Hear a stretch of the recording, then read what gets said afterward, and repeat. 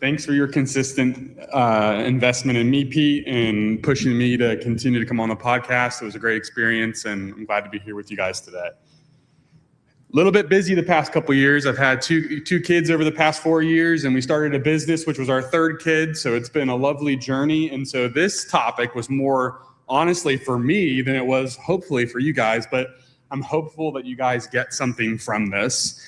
And that is really, how do you continue to go? We've had a lot of really great speakers today talk about mindset, talk about finding yourself, Shakira, and knowing who you are, figuring out where you're going, what's your destination. And all of that is so important. And I don't know if you planned this or not, but I'm glad to kind of be maybe coming in the end and summarizing a little bit. What do we do when we're on the journey, when we've known who we are? How do we keep going? Because we may start off really strong. Someone talked about that earlier, starting off, I think it was with the desktop, and like starting really, really strong, but how do we keep going? How do we not burn out? How do we persist? And so my name is Jonathan. I'm a licensed counselor here in Georgia. I'm a counseling supervisor. And like Pete was saying, my wife and I just opened up a private practice in Woodstock called Logos Counseling Initiative, where we do a lot of meaning making. We try to figure out who we are and what our purpose here in life is. And in that pursuit of purpose, how do we continue to pursue that and not burn out?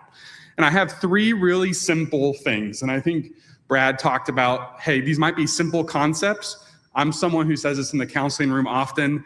Just because they're simple doesn't mean that they're easy. And we may know them up here, but living them out in practice are hard. And the first step in helping to avoid burnout is knowing what's important to you. And I don't mean like, hey, what kind of activities do you like to do? Are you a Braves fan or are you not? The former is the right answer. But, in what kind of interests you enjoy. Those things are important, no doubt. But knowing what are your values, what's important to your value set. Who am I, my morals, my moral compass, and making sure I know what's important to me. And we spend so much time, and I'm so grateful Shakira talked about the calendar audit.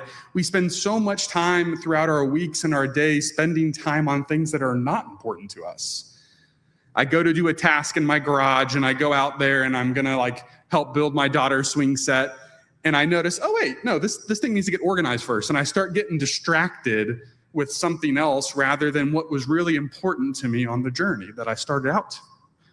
And so we get distracted, we do things and we spend time on things that are not valuable or purposeful for us. And in pursuit of that, spending time on things that are not important to you begin to drain you because the purpose and the meaning that you have is not getting lived out. Which really leads into the second point, and that's once you know where your values are and what's important to you, you have to protect them. And Rebecca talked about boundaries earlier, and boundaries are the way in which we protect the things that are important to us. Boundaries are really formulated from what we value. I say this to a lot of my clients, that which you ascribe your time to shows what's truly important to you.